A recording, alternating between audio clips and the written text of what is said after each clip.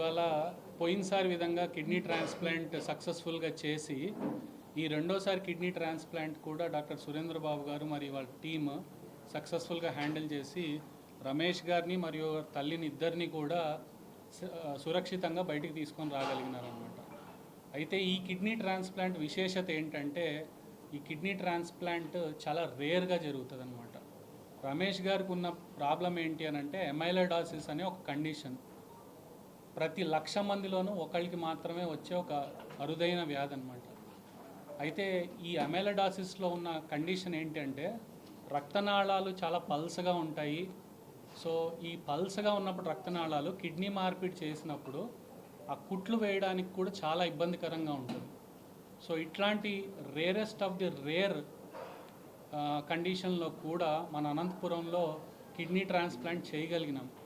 రమేష్ గారు దాదాపు హైదరాబాదు, బెంగళూరుకు వెళ్ళి వచ్చిన తర్వాత మన దగ్గర ఫైనల్గా కిడ్నీ ట్రాన్స్ప్లాంట్ సక్సెస్ఫుల్గా అవుతూ ఉంది, డాక్టర్ సురేంద్ర బాబు గారు బాగా చేస్తున్నారు అని తెలుసుకొని ఇక్కడికి వచ్చిన తర్వాత పోయినసారి మాదిరిగానే రమేష్ గారి పక్కనే ఉంటూ అనుక్షణం ప్రతి గంటకి కిడ్నీ ట్రాన్స్ప్లాంట్ తర్వాత తను ఎంత క్షేమంగా బయటకు వస్తారు అని పర్యవేక్షిస్తూ తను సేఫ్గా బయటికి తీసుకురాగలిగినారు. సో ఇంత సక్సెస్ఫుల్గా కిడ్నీ ట్రాన్స్ప్లాంట్స్ ప్రోగ్రామ్ మన దగ్గర నడిపిస్తున్నందుకు సన్రే హాస్పిటల్లో డాక్టర్ సురేంద్ర బాబు గారు మరియు వారి టీంని చాలా ఇలాంటి సక్సెస్ని చూసినందుకు ధన్యవాదాలు తెలుపుతా ఉన్నామండి. Thank you so much. Ramesh గారు పోయినసారి విధంగానే రమేష్ గారి తల్లి ఆయనకి జన్మనిచ్చింది. కిడ్నీ దాతగా మారి తనకు పునర్జన్మనిచ్చినట్టు అనమాట తన తల్లి కూడా. సో ఇంత అద్భుతమైన వైద్యాన్ని తను ఇక్కడ తీసుకున్నందుకు, సక్సెస్ఫుల్గా బయటికి రాగలిగినందుకు మాకు కూడా చాలా సంతోషంగా ఉంది. థ్యాంక్ యూ అండి. Thank you. బయటపడడం ఒకటైతే ఎమైలోయిడాసిస్ అనేది ఏంటంటే ఒకసారిగా మనం కిడ్నీ మార్చినంత మాత్రాన మన శరీరంలో ఉన్న ఎమైలోయిడాసిస్ పోదండి. అది ఎమైలోయిడాసిస్ అనేది ప్రోటీన్ మాటికి ఉత్పత్తి అవుతూ ఉంటుంది. సో తన బెటర్ కిడ్నీ మార్చిన తర్వాత ఆ కిడ్నీని కాపాడుకోవాల్సిన దానికోసం వాడే మందులు కంటిన్యూస్గా వాడుతూ ఉండాలి. లైవ్ ట్రాన్స్ప్లాంటేషన్స్ చేస్తాము. అంటే లైవ్ ట్రాన్స్ప్లాంట్ ఏంటంటే కంపల్సరీ రిలేటివ్ అయితేనే చేస్తాం, ఫ్యామిలీ మెంబర్స్ ఎవరైనా ఇస్తేనే చేస్తున్నాము. పోయినసారి తల్లి జలంధర్ గారికి ఇచ్చారు, ఈసారి కూడా తల్లి రమేష్ గారికి ఇచ్చారు. సో ఓన్లీ లైవ్ ట్రాన్స్ప్లాంటేషన్స్ మాత్రమే చేస్తూ ఉన్నాము. వాటిలో సక్సెస్ రేట్ కూడా చూసుకొని చేస్తూ ఉన్నాము. బాగా అవుతారు, బాగా అవ్వాలని కోరికతోనే ముందుకు వెళ్తూ ఉన్నాం పేషెంట్లను. అందరికీ నమస్కారం అండి. నా పేరు డాక్టర్ సురేంద్ర బాబు. నేను సన్రే హాస్పిటల్లో నెఫ్రాలజిస్ట్గా వర్క్ చేస్తున్నాను. మనము 20వ తారీఖు ఒక ట్రాన్స్ప్లాంట్ చేశాము. సో ఆ వివరాలను పంచుకోవడానికి మనం ఈరోజు ఈ ప్రెస్ మీట్ అనేది ఏర్పాటు చేసుకున్నాము. 35 ఏళ్ళు ఉన్న రమేష్ అనే వ్యక్తి సంవత్సరం క్రితం మన దగ్గరికి కిడ్నీలు పాడయ్యాయి అని చెప్పేసి వచ్చారు. సో తనకి అనేక రకాల పరీక్షలు నిర్వహించిన తర్వాత కిడ్నీ బయాప్సీ లేదా ముక్క పరీక్ష చేశాము. అది చేశాక అతనికి అమైలాయిడోసిస్ అనే అరుదైన వ్యాధి బయటపడింది. సో అమైలాయిడోసిస్ అనేది ఏంటంటే మన శరీరంలో పేరుకుపోయే ఒక చెడు ప్రోటీన్. ఇది అట్లానే శరీరంలో పేరుకుపోయి అనేక అవయవాలని, రక్తనాళాలని దెబ్బతీస్తూ ఉంటుంది. సో అందులో భాగంగా తనకి కిడ్నీస్ 2 పాడైపోయి డయాలసిస్లోకి వచ్చారు. కానీ దురదృష్టవశాత్తు తనకి డయాలసిస్లో కొన్ని సమస్యలు వచ్చాయి. కాబట్టి తనకి ట్రాన్స్ప్లాంట్ చేయాలి అని నిర్ధారించుకున్నాం. కానీ అమైలాయిడోసిస్ అనే దాంట్లో ట్రాన్స్ప్లాంటేషన్ చేస్తే ఎంతవరకు మళ్ళీ ప్రాబ్లమ్స్ వస్తాయి అనేది డేటా అనేది అంత ఎక్కువ లేదనమాట. సో అమైలాయిడోసిస్ గురించి కనుక్కోవడానికి తనకి పెట్ సిటీ, జెనెటిక్ ఎనాలిసిస్ లాంటి చాలా హై ఎండ్ టెస్ట్లు కూడా చేశాము. బట్ వేటిల్లో కూడా కారణం తెలియలేదు. కానీ ఇంకా తను డయాలసిస్లో సరిగ్గా పెర్ఫామ్ చేయలేకపోతున్నారు కాబట్టి ఇంకా ఖచ్చితంగా ట్రాన్స్ప్లాంటేషన్కి వెళ్ళాలని నిర్ణయం తీసుకున్నారు. సో వాళ్ళ మదర్ దాతగా ఉన్నారు. సో అన్ని రిస్క్లన్నీ ఎక్స్ప్లెయిన్ చేసేసి ఈ నెల 20వ తారీఖున మనము ట్రాన్స్ప్లాంటేషన్ అనే శస్త్రచికిత్స నిర్వహించాము. సో ట్రాన్స్ప్లాంటేషన్ అయిన 4వ రోజు వాళ్ళ అమ్మగారిని మనము విజయవంతంగా ఇంటికి డిశ్చార్జ్ చేశాము.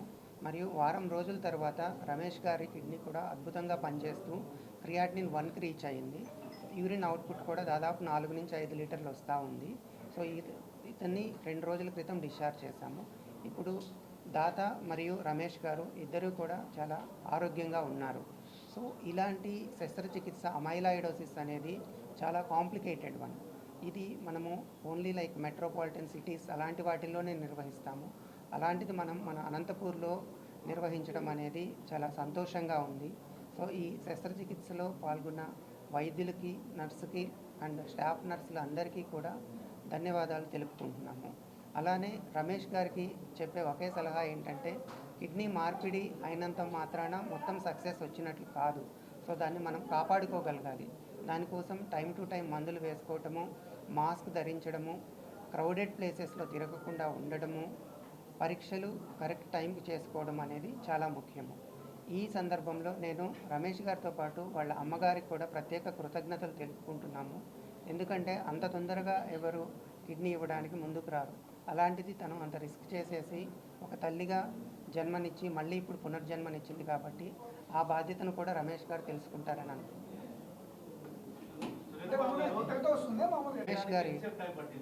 రమేష్ గారి వయసు 35 ఏళ్ళు.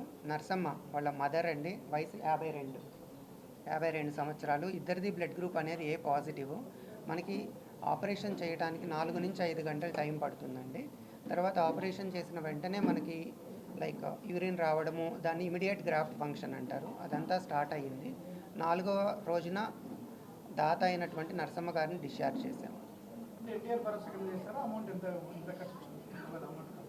ఎన్టీఆర్ భరోసా మన దగ్గర అందుబాటులో లేదండి. ఉన్నంతలో తక్కువలోనే ఆపరేషన్ అనేది నిర్వహించాము. సిటీస్లో అనేది యాక్చువల్గా అయితే ఇది చాలా రిస్క్ అండి. మనం చేసింది అంటే లైక్ కంపారిజన్ అనేది మనము చేయడానికి ఉండదు. అప్రాక్సిమేట్గా లైక్ 9 నుంచి 10 లక్షలు అవుతూ ఉంటుంది. ట్రాన్స్ప్లాంట్ సిటీలో మనమైతే 6.5 లక్షల్లో నిర్వహించాము. అది దానికోసమే తనని చాలా జాగ్రత్తగా చూసుకోవాలి అని చెప్తుంది. సో అది తను జాగ్రత్తగా కాపాడుకోవాలి. కిడ్నీ చేశాక వచ్చే మేజర్ రిస్క్స్ వచ్చేసి మందులు సరిగ్గా వేసుకోకపోతే రిజెక్షన్ అని వస్తుంది, అంటే కిడ్నీ బాడీని యాక్సెప్ట్ చేయదు. సెకండ్ థింగ్ వచ్చేసి ఇన్ఫెక్షన్స్ వస్తాయి. సో ఇందుకోసమే క్రౌడెడ్ ప్లేసెస్ని అవాయిడ్ చేస్తా మందులు టైం టు టైం తీసుకుంటూ ఉండాలి. అనేది మన శరీరంలో నార్మల్గా ఎవరికైనా సరే కణాలు అనేవి కొన్ని రోజుల తర్వాత చనిపోయి వాటి ప్లేస్లో కొత్త కణాలు అనేవి వస్తాయి. కానీ అమైలాయిడోసిస్ అనే జబ్బులో ఆ చనిపోయిన కణాలు బాడీలో నుంచి బయటకి క్లియర్ అవ్వవు. అవి బాడీ లోపల పేరుకుపోయి ఈ రక్తనాళాలు మరియు ఆర్గన్స్లో బ్లాక్ అయిపోతాయి. దీనివలన మెల్లగా కిడ్నీ ఫంక్షను, కొంతమందికి హార్ట్ ప్రాబ్లమ్స్, కొంతమందికి మెదడు ప్రాబ్లమ్స్ వస్తూ ఉంటాయి. సో